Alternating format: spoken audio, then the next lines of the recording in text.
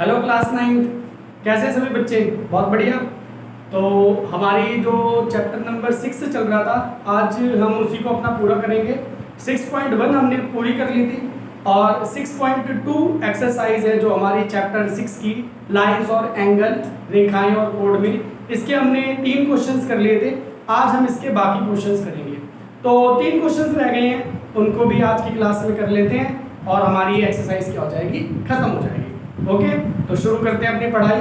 आप सारे के सारे बच्चे अपनी बुक निकाल लो और अपनी एक्सरसाइज 6.2 निकाल लो। ओके, तो शुरू करते हैं पढ़ाई। तो आज है आपकी एक्सरसाइज 6.2 और आप चैप्टर है आपका 6।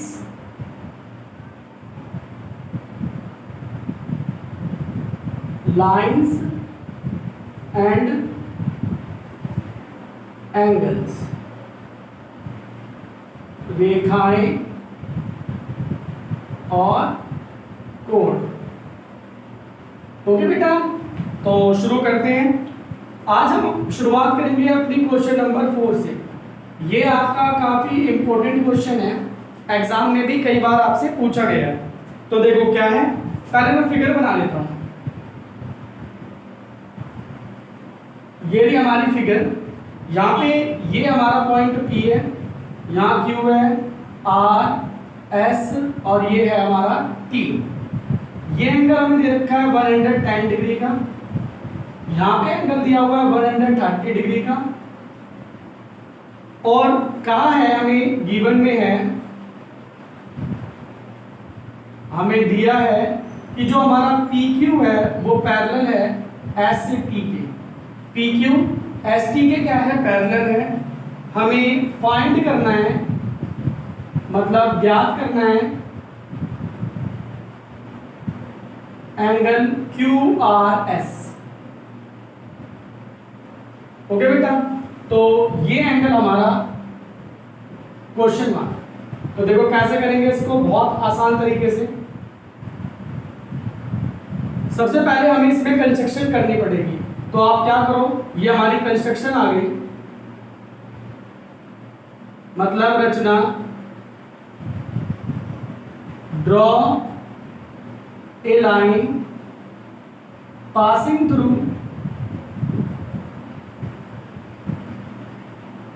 Are such that. तो आपने एक लाइन खींची।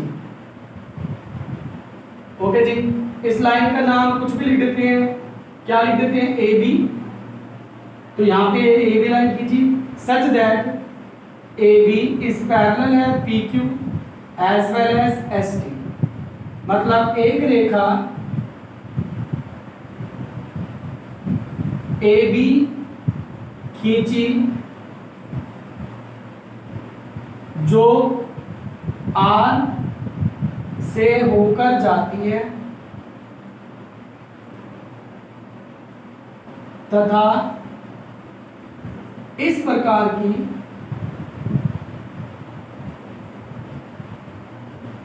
जो हमारा ए बी होगा वो पैरेलल होगा, समानांतर होगा PQ के, समानांतर होगा ST के। तो ये लाइन इसके भी पैरेलल है और ये लाइन इसकी भी क्या है, पैरेलल है, समानांतर है। तो सबसे पहले देखो, PQ पैरेलल है AB की। ओके, तो जब लाइन पैरेलल होती है तो ये एंगल हमारा किसके बराबर होगा, इस एंगल के। तो आप लिख दो एंगल PQR इक्वल टू होगा एंगल QRB के। इसके बराबर होगा QRB के। रीजन क्या लिखोगे, ऑल्टरनेट इंटीरियर एंगल। और हिंदी मीडियम वाले बच्चे क्या लिखेंगे, अंतर एकांतर कोण। ओके, अब आगे देखो, PQR ये हमारा कितना है, 110 डिग्री का, इक्वल टू एंगल QRB। तो ये एंगल हमारा कितना आ गया, 110। अब देखो ST पैरेलल है AB के, ये लाइन इस लाइन के पैरेलल है। तो ये एंगल प्लस ये एंगल, मतलब angle TSR plus angle R S R B is equal to 180 degree. क्या रीजन लिखोगे? Interior angle on same side of transversal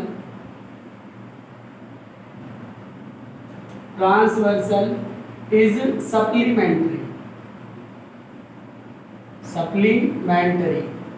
मतलब तिर्यक रेखा के एक ही तरफ के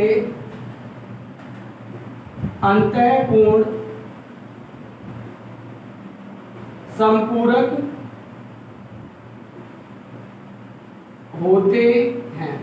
तो इस वजह से दोनों का सम किसके बराबर होगा? 180 डिग्री सॉरी। TSR कितना है आपका? 130 degree plus angle SRB equal to 180 degree.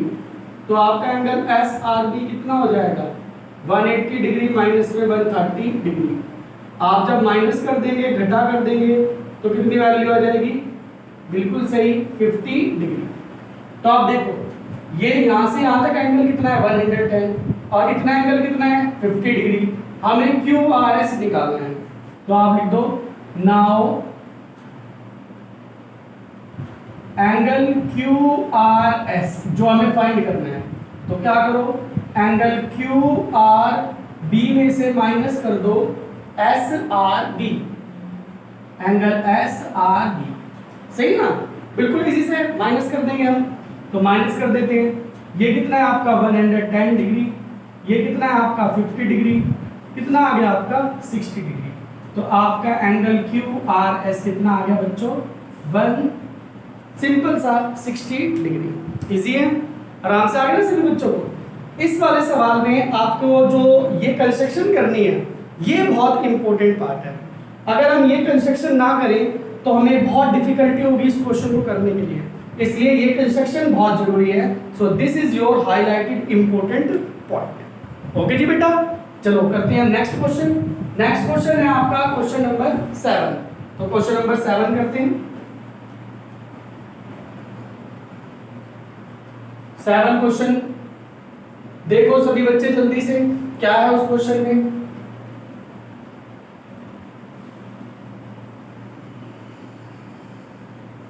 Question number 7 भी हमारा बहुत इजी क्वेश्चन है, काफी आसानी से वो भी क्वेश्चन हम कर लेंगे। तो आते हैं क्वेश्चन नंबर 5th पे। तो क्वेश्चन नंबर 5 पहले फिगर बनाते हैं। ये एक लाइन है और इसका नाम है AB। ओके, इसके नीचे एक लाइन है, इसका नाम है CD, और बीच में एक ट्राइंगल है हमारे पास PQR। तो यहाँ पे हमें AB और CD दो लाइनें दे रखी है जो कि क्या है? आपस में पैरेलल है। तो आप यहाँ गिवन लिख दो,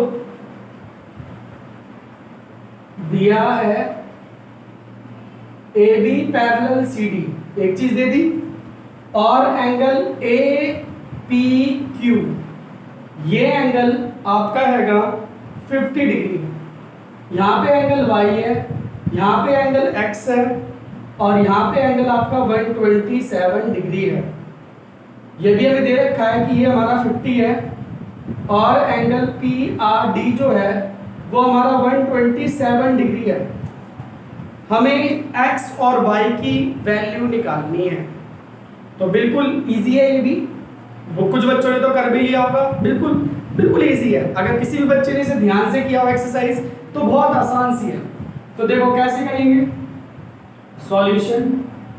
सबसे पहले देखो हमारा AB जो है वो पैरेलल है CD के, डन।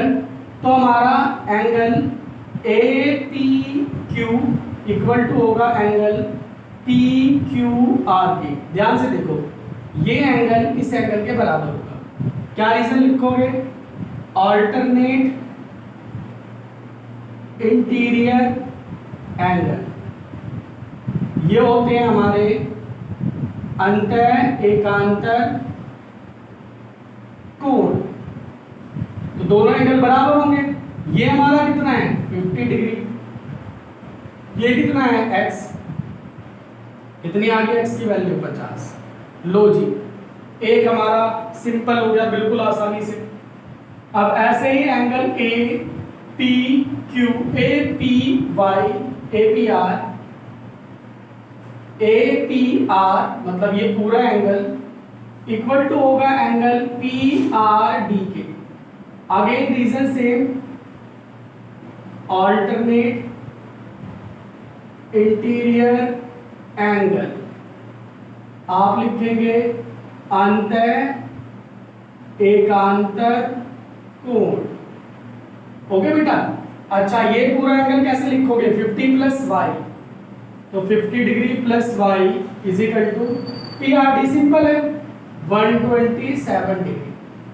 वाई कितना हो गया 127 minus 50 degree and it will gives you, आपको मिल जाएगा 77 डिग्री।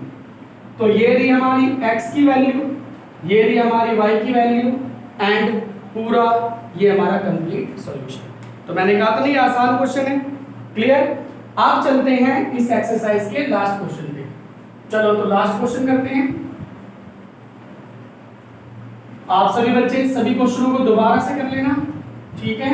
आप चलते हैं लास्ट क्वेश्चन पे। तो देखो क्वेश्चन नंबर लास्ट, बिल्कुल सिंपल सा क्वेश्चन, इसमें पढ़ लेते हैं। देखो पहले ध्यान से समझना, बुक सभी बच्चों के पास है ना। देखो PQ and RS are two mirror, PQ and RS हमारे पास दो मिरर है। तो हम अपना क्वेश्चन नंबर 6 कर रहे हैं। मैं पहले डायग्राम बना लेता हूँ यहाँ पे, आपको और अच्छे से समझ में आ जाएगा। तो ये हमारा PQ है और ये हमारा RS है, ये दो मिरर हैं। तो ये पीछे से शेडिंग करके दिखा रखी है, शेडिंग हो रखी है इसके पीछे, इधर भी इधर शेडिंग हो रखी है।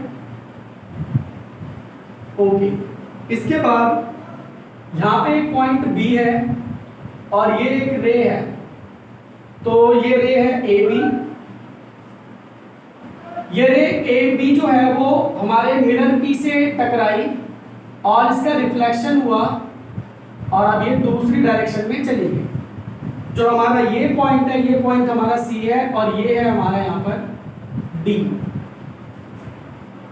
तो यहाँ पे हमें इसमें प्रूव करना है, टू प्रूव, हमें सिद्ध करना है इसके अंदर कि हमारी जो AB है वो पैरेलल है CD के। मतलब ये लाइन इस लाइन के क्या होगी, पैरेलल होगी।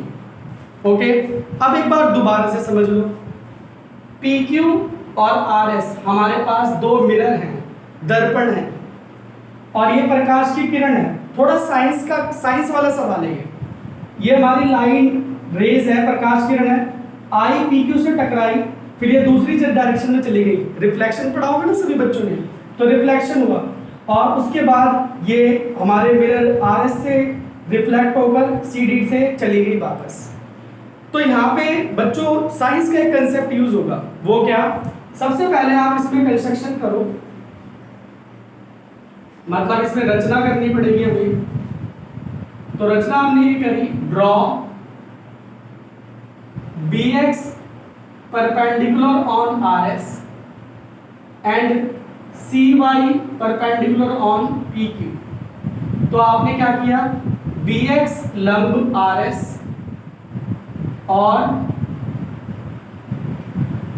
CY लंब PQ पर खींचा।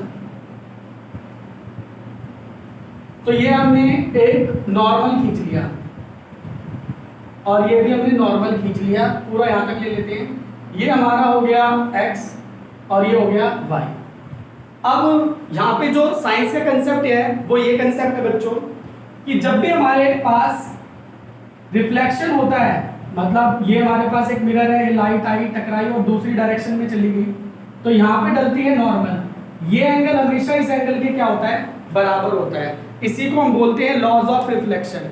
अब परावर्तन के नियम भी, ठीक है, मतलब जब भी लाइट जब जाती है तो जो एंगल होते हैं ये एंगल, और इसको हम बोलते हैं एंगल ऑफ इंसिडेंस और इसको बोलते हैं एंगल ऑफ रिफ्लेक्शन। अपवर्तन कोण और परावर्तन कोण, ये दोनों एंगल हमारे क्या होते हैं, बराबर होते हैं। तो हम यहाँ पर भी ऐसे मार्क कर लेंगे, नंबरिंग कर लेते हैं, नंबरिंग ज़्यादा आसान रहेगी। ये 1 हो गया, 2 हो गया, 3 हो गया, 4 हो गया। तो आप अब यहाँ पे करेंगे इसका प्रूफ। तो देखो सभी बच्चे ध्यान से, सबसे पहले एंगल 1 बराबर होगा एंगल 2, एंगल 3 बराबर होगा एंगल 4। यहाँ पे आप लिखोगे laws of reflection.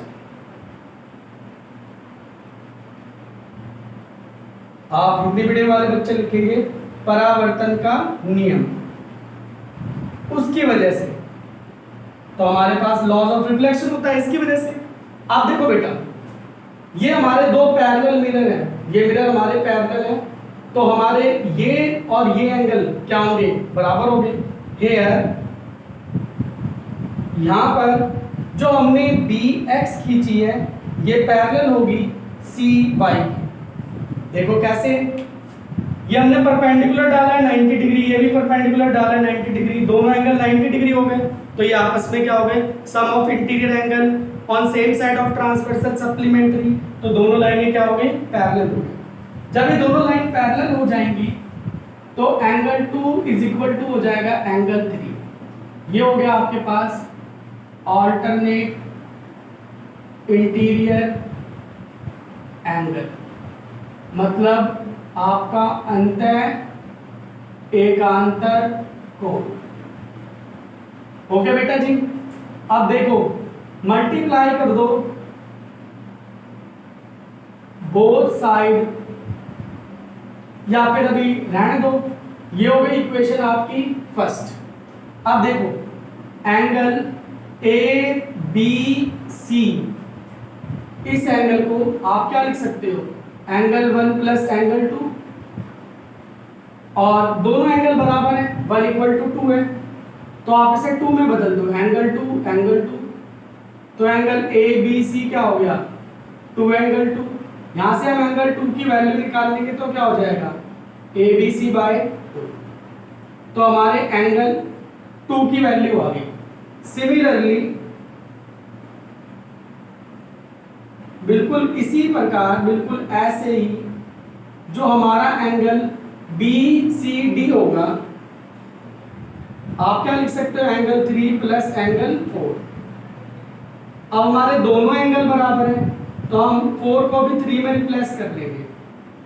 BCD equal to angle 3, तो एंगल 3 की वैल्यू क्या हो गई, BCD बाय इस 2 को इसके नीचे भेज देंगे बाय 2। ये हमने इसलिए निकाली जो हमारी ये इक्वेशन है। नाउ अब जो एंगल 2 है वो किसके बराबर है, एंगल 3 के। एंगल 2 की वैल्यू रख दो, एंगल ABC बाय 2। एंगल 3 की वैल्यू रख दो, एंगल BCD बाय 2। 2 से 2 हमारा cancel, angle ABC equal to angle BCD। ये दोनों एंगल क्या हो गए, हमारे इक्वल हो गए। तो आप लिख दोगे pair of alternate interior angles are equal, अंतः एकांतर कोणों का युग्म बराबर है। तो इस वजह से हमारी जो AB होगी वो पैरेलल हो जाएगी CD। तो कितना छोटा सा सवाल था, थोड़ा सा बड़ा सवाल था। देखो ध्यान से, हमें PQ और RS बच्चों दो मिरर दे रखे थे, ये मिरर आपस में पैरेलल है। एक लाइट रेज AB आती है, PQ से रिफ्लेक्ट होती है, परावर्तन होता है उसका, इधर आती है, C से टकराती है RS पर और फिर CD के थ्रू वापस चली जाती है। तो हमें इस सवाल में प्रूफ करना है कि जो ये हिस्सा है वो इसके क्या है, पैरेलल है। तो हमने इसके लिए सबसे पहले कंस्ट्रक्शन करी, हमने एक BX परपेंडिकुलर डाला RS पर और CY परपेंडिकुलर डाला PQ पर। अब देखो ये हमारा एक लॉज ऑफ रिफ्लेक्शन होता है। जैसे ये एंगल ऑफ इंसिडेंट, ये दोनों एंगल है, यहाँ पे दोनों एंगल है, ये आपस में क्या होंगे, बराबर। इनको बोलते हैं लॉज ऑफ रिफ्लेक्शन, परावर्तन का नियम। अब देखो ये मेरा परपेंडिकुलर है दोनों, तो ये दोनों परपेंडिकुलर हमारे क्या होंगे, आपस में पैरेलल होंगे। तो अगर ये पैरेलल है तो हमारा एंगल 2 और 3 क्या हो जाएगा, बराबर। ये लाइन इस लाइन के पैरेलल है, तो एंगल 2 एंगल 3 क्या हो जाएंगे, बराबर, ऑल्टरनेट इंटीरियर एंगल। अब इसके बाद हमने एंगल ए बी सी, देखो angle A B C, angle 1 plus angle 2, यहाँ से हमने एंगल 2 की वैल्यू निकालनी, ये हमारी एंगल 2 की वैल्यू आ गई। इसी तरीके से हमने बी सी डी को 3 और 4 लिख सकते हैं, यहाँ से हमने एंगल 3 की वैल्यू निकालनी। अब हम ये दोनों की दोनों वैल्यू अपने इस रिलेशन में पुट कर देंगे, यहाँ पे पुट कर देंगे। तो ये देखो मैंने पुट कर दी, हमारा 2 कैंसिल हो गया, दोनों पार्ट बराबर हो गए। अब आप देख सकते हो ये पूरा एंगल इस पूरे एंगल के बराबर हो गया, ए बी सी डी के क्या हो गया, इक्वल हो गया। तो हमारे pair of alternate interior angle क्या हो गए, इक्वल हो गए। इसका मतलब हमारी ए बी क्या हो जाएगी, सी डी के पैरेलल हो जाएगी। ठीक है जी बच्चों, तो ये आपकी एक्सरसाइज थी 6.2। हमारी लास्ट क्लास में पूरे क्वेश्चन नहीं हो पाए थे, हमने सिर्फ अपने 3 ही तक क्वेश्चंस करे थे और ये छूट गए थे। तो आज मैंने आपको ये जो 3 क्वेश्चन छूट गए थे इनको मैंने करा दिया है। आज हम बस यही तक करेंगे क्योंकि नेक्स्ट क्लास में बिल्कुल नया कंसेप्ट आपको समझाएंगे, बिल्कुल तो इसमें मर्ज हो जाएगा। इसीलिए नेक्स्ट क्लास में मैं आपको बिल्कुल नए कंसेप्ट के साथ आपकी एक्सरसाइज 6.3 के साथ आपको वापस मिलूंगा। तब तक आप अपनी इस एक्सरसाइज को पूरा करेंगे और आज हम अपनी क्लास यहीं तक करेंगे। ओके बेटा, तो सारे बच्चों को bye, good luck for your bright future and bye बच्चों।